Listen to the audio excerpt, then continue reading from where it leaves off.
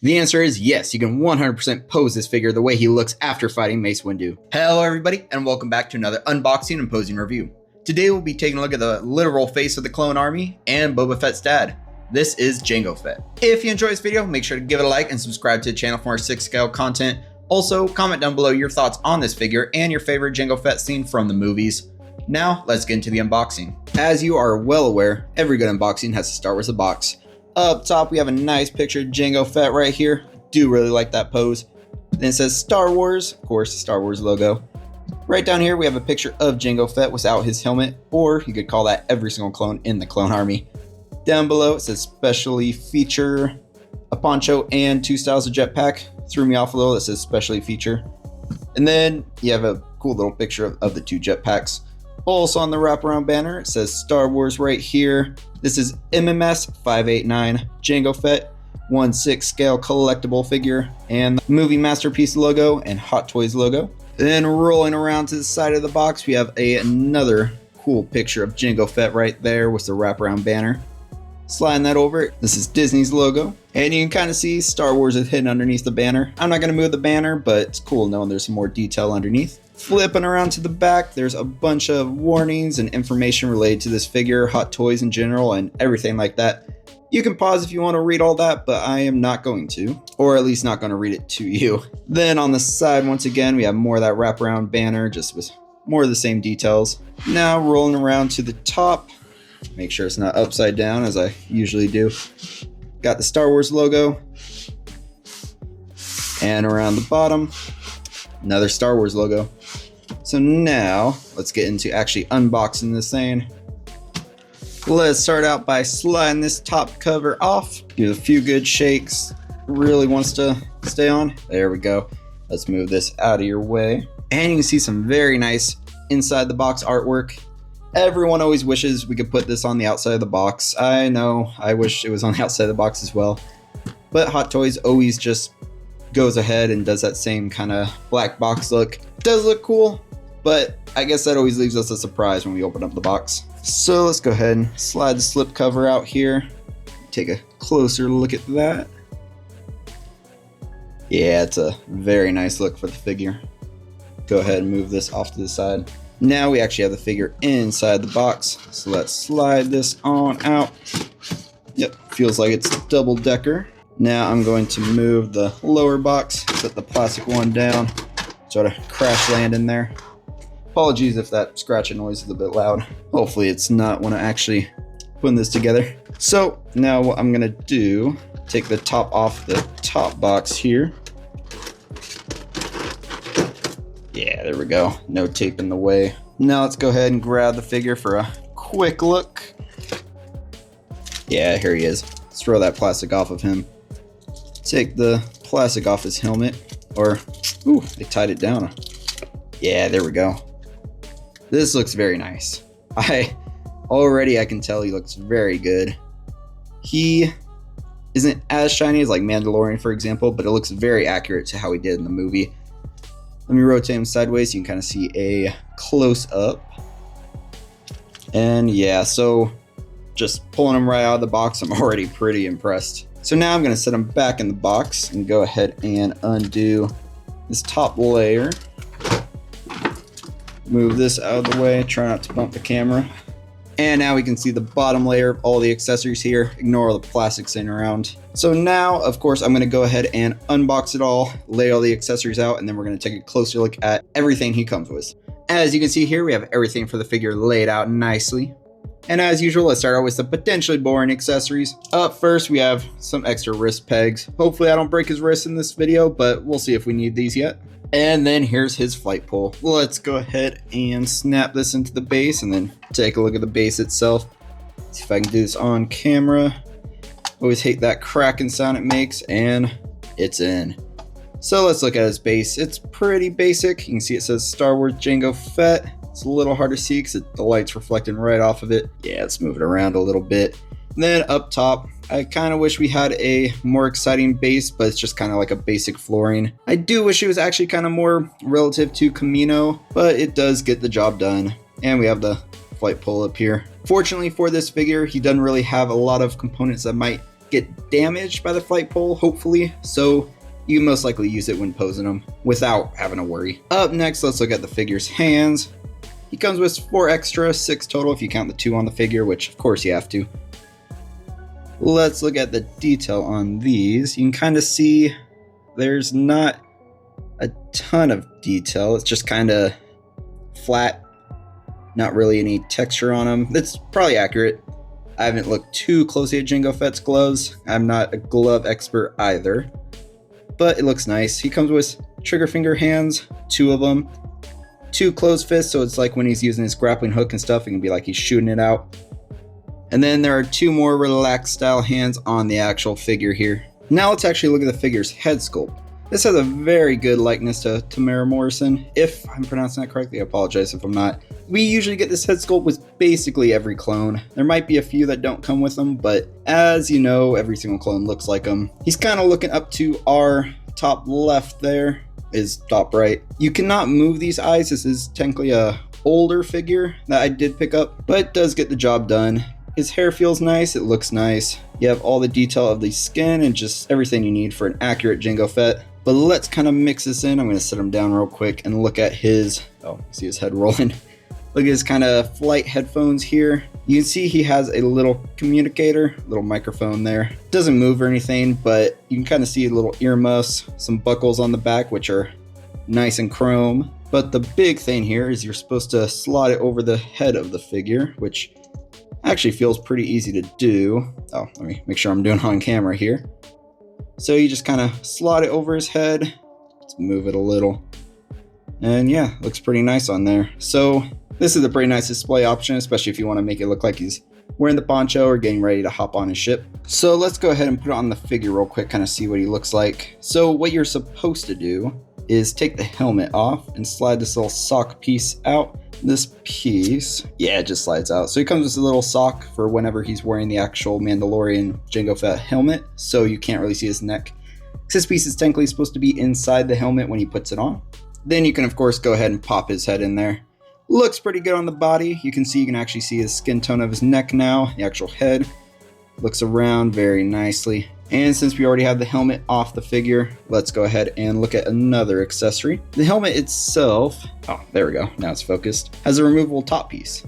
This is pretty cool because there's actually a swap out piece with the dent in the helmet. So let's set this down. Look at this swap out piece.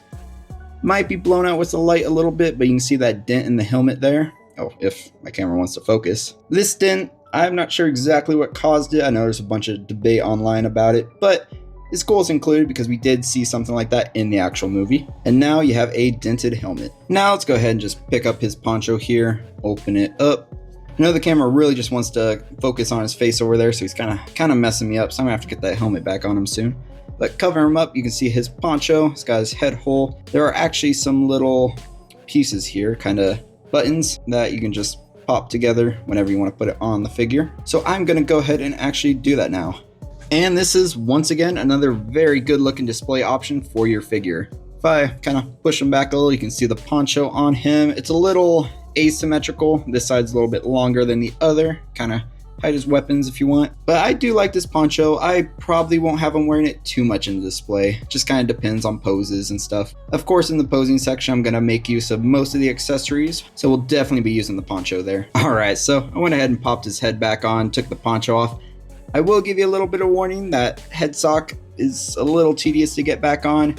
And then be very careful when you're actually undoing the buttons for the poncho. Don't just pull it, try to get your nail or something in there, just pop them apart. I almost did a little bit of damage here, so definitely don't do what I almost did. Now what I want to do is look at a few of his smaller accessories. So he comes with this tube-shaped container here, as the description called it.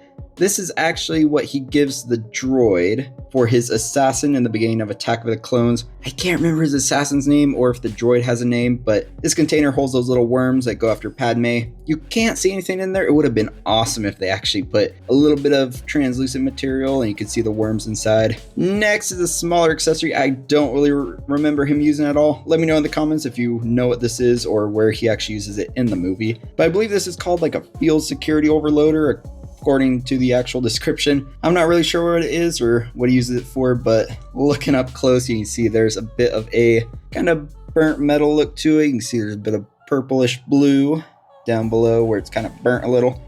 Up top has a nice little shiny blue accent and a random little dot in it. This right here, I believe he calls a lock breaker. I also don't really remember him using this in the actual movie, but it has like a little tube-shaped nose, probably similar to what droids use to get past security panels and stuff, so you can go and break into different places, him being a bounty hunter and all that.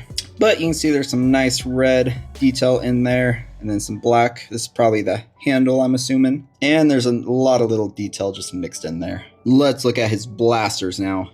Let's just grab one, look up close here. You can see these are nice shiny chrome. There's a bit of detail in there, kind of like a copperish gold color in there. These have a bit of weathering on them, especially in the little cracks. But for the most part, they're actually very clean. And I do like that they're pretty clean because Jango Fett's armor isn't really too messed up yet. Mostly when Boba Fett gets it, it's already pretty messed up. But I do always appreciate when they put weathering on it, which we'll see when we do the figure overview. And of course, you get 2 of these, so you can have him dual wielding these in some pretty cool poses. And let's go ahead and actually slot these in his holsters. Feels like a bit of a tight fit, but if his hand would get out of the way of the camera. Yeah, they just slot in there nicely. Let's do the other side here. Go ahead and pop that in. Yeah, that side went in a little easier. Now you have his blasters in their holsters. Next up, I've been really wanting to look at his jetpacks. He comes with 2. I do have a preference, which I'll tell you after we look at both of them. So this one here is blue, bit of yellow in there.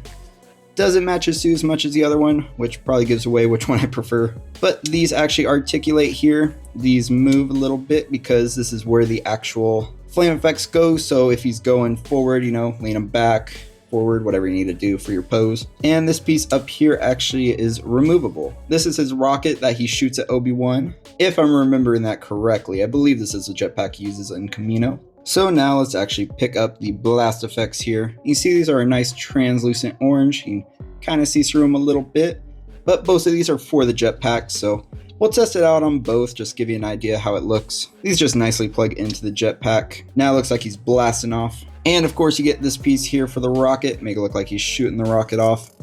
So you can plug that in and then take the whole piece and plug it into the actual jetpack. Give it a few little twists, it'll get in there eventually. Yeah, it looks pretty good. So now it looks like his jetpack's blasting off and the rocket's blasting out of there. I went ahead and just removed all the effect pieces really quick because I want to take a look at all the detail of the actual jetpack. This one, as you can see, multicolored, and it has a bunch of weathering in it. You can see all the black little speckles in there. And you have some symbols in there. If someone knows what it means or can translate, definitely let me know. But I do like how much the weathering stands out on the actual white coloring in here. This is actually a very cool jetpack. I know I don't really want to use this one over the other, but of course we will be posing with it. And if I want accuracy, this is the one I'm going to put on him when I'm posing him with the actual Obi-Wan from Attack of the Clones. Yes, I was fortunate enough to get my hands on that mullet Obi-Wan Artisan Edition. So when that figure comes out in quite a while, we will definitely be doing some poses with him and Jango Fett. That is one of the big reasons why I actually wanted to pick Jango Fett up, because I don't have too many other Attack of the Clones figures, but Jango Fett and Obi-Wan are gonna look amazing together. Now let's go ahead and look at the other jetpack. This one is clean. I love the blue, the gray, just, it's so good. There's not a lot of weathering on it, and of course you can't really articulate the little jetpack booster things. Yeah, this is a jetpack I want to display him with most of the time. You can actually remove the rocket from this one as well. You see that right there. There isn't really a display piece for this. This one's not compatible. Flipping it around, it kind of sticks in there, but it's not really going to stay.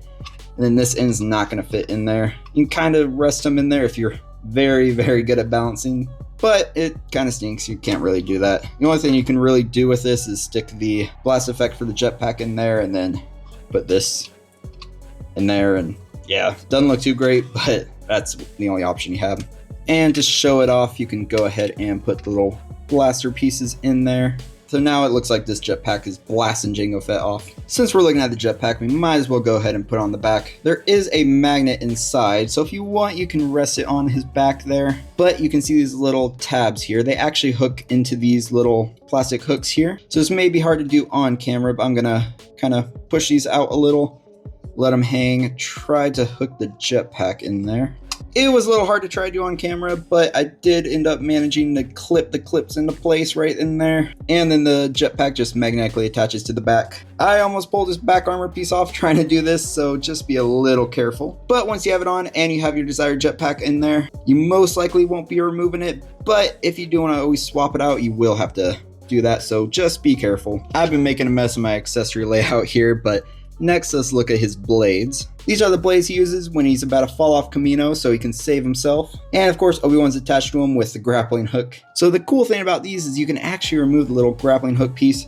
Just be very careful not to lose this. It's not metal, feels like plastic to me.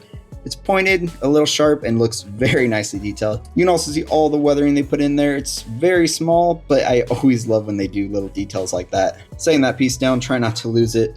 We also have this grappling hook piece. This piece has a metal wire and another little piece up there. Kind of see it. Yeah, also nicely detailed. You can always slot this in where you just remove the tip. It just kind of sits in there like that. Now you can see the grapple hook coming out. Or this piece you can also slot in right there. So be careful, there's another very tiny piece, so I guess you get two in case you do end up losing one. Then you can go ahead and just grab that little grappling hook piece and slot it in place. As you can see, this piece actually came off for me, so that's something we're going to look at anyway, but you can see the grappling hook slides right in there. So it's a little convenient. You're going to take this off anyway. You just pop this piece out on the wrist, so it just comes out easily, and then you just slide the little wires out from under his jacket or flight suit if you want to be super accurate. Then you just take his alternative piece, make sure you have the peg, and it's going to line up with that. Go ahead and flip them over, slide the little wires up in there, and then just line up the peg and pop it right into place. And now you have the bracer on them with the blades out. They're not too sharp, pretty dual, which is nice, so you don't have to worry about cutting yourself on them. Make sure you carefully put that little end of the grappling hook back into his gauntlet. And now let's look at the last accessory. This is a translucent flame effect piece. You can see some blue down here, orange up top. This is for whenever he's shooting fire out. This actually slots in on this side of his gauntlet. So this piece here actually slots out. To make it a little easier, I actually slid the gauntlet off of the figure because this tiny piece was really hard to grab. It just goes right in that hole there, and yeah, so tiny, it's just very hard to get a little grip on and pop out. But now that it's out, we can just grab the flame piece.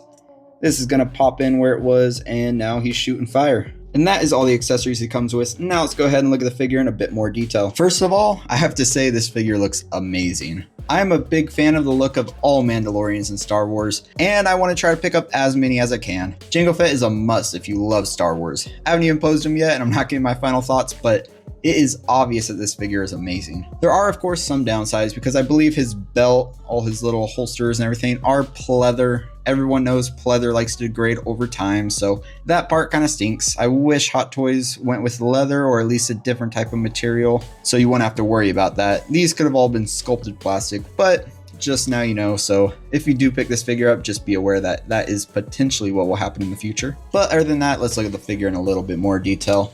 Starting up here was his helmet. You can see there's a bunch of detail, a bunch of little like black dirt in there, just all around caked on him.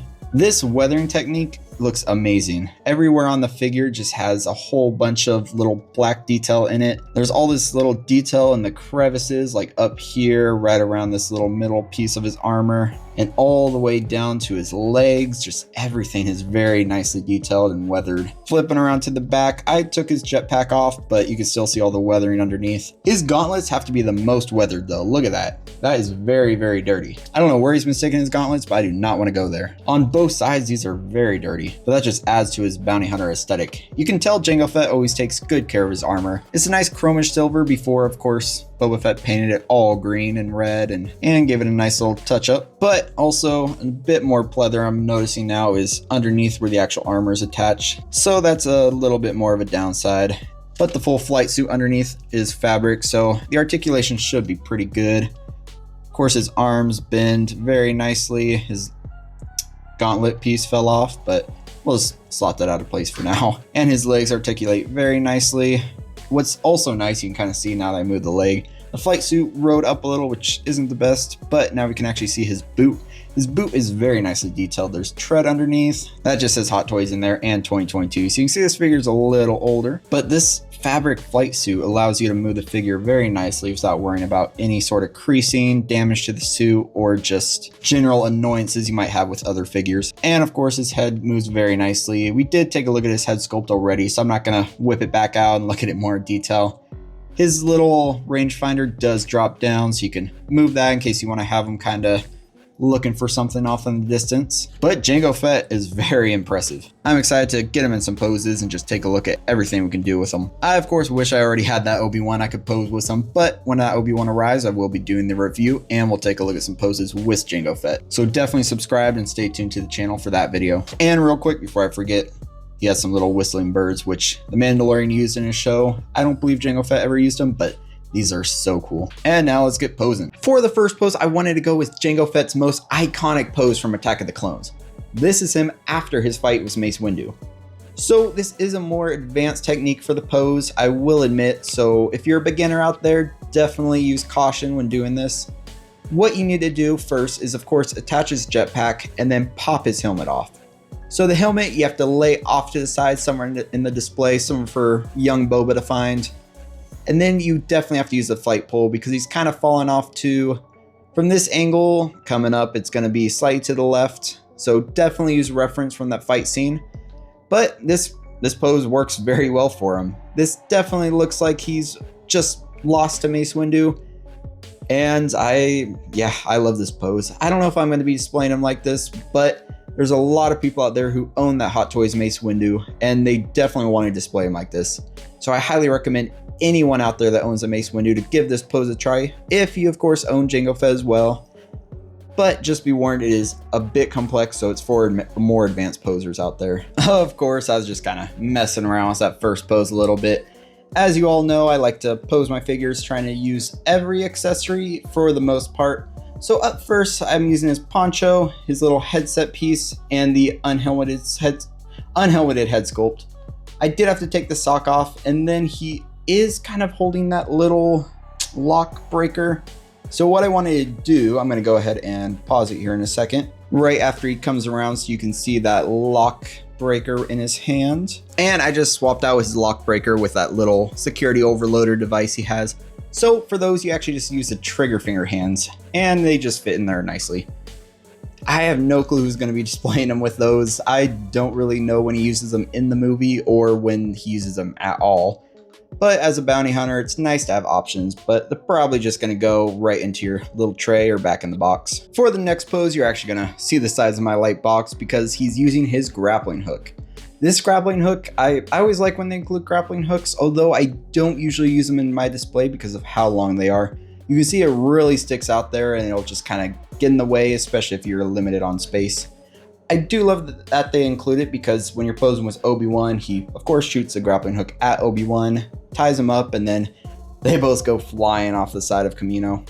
So because of that, I also include his little claws, the little blades that come out of his gauntlet.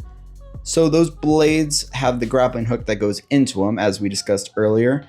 And this is just a nice little pose of him using the grappling hook. For this pose, I wanted to make use of the little jetpack blasting effects and the flamethrower. So he looks a little awkward in the air. The main reason for that is because I can't move his legs too well. The legs up near the top are a little stiff. And of course, when you bend his legs, you can see down by his ankles, his pants right up, so you can kind of see the pegs. So putting them in leg bent poses, I personally wouldn't really recommend it too much because it just shows that the figure has, I guess, ankle pegs. Kind of makes him look a little less realistic, and you can't really bend the legs as much as you want to. Unless you have his legs straight, then it could look good, but then you lose kind of the dynamic look of him in the air with the jetpack. This next pose makes use of the blast effect for the jetpack.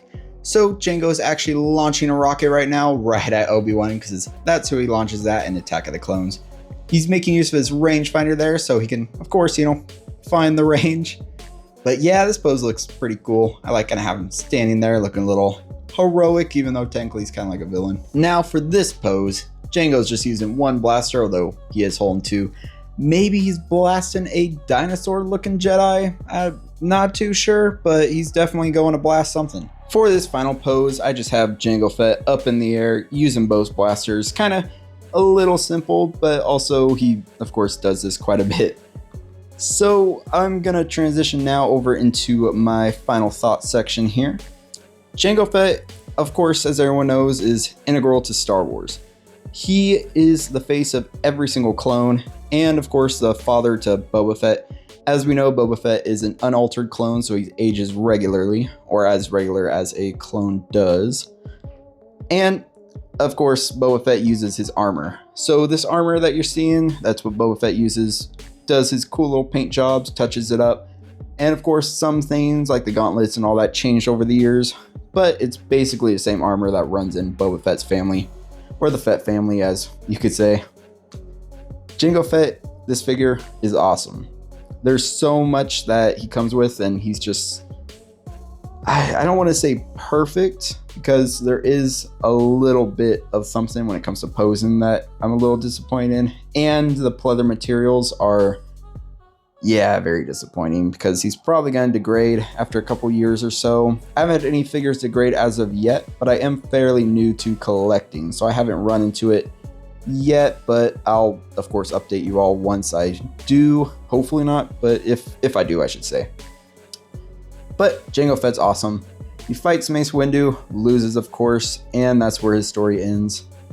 I believe everyone should have a Jango Fett in their collection, especially if you love Star Wars, Attack of the Clones, and you just, yeah, he's the face of Clone Wars, you could say, because he of course is the face of every single clone.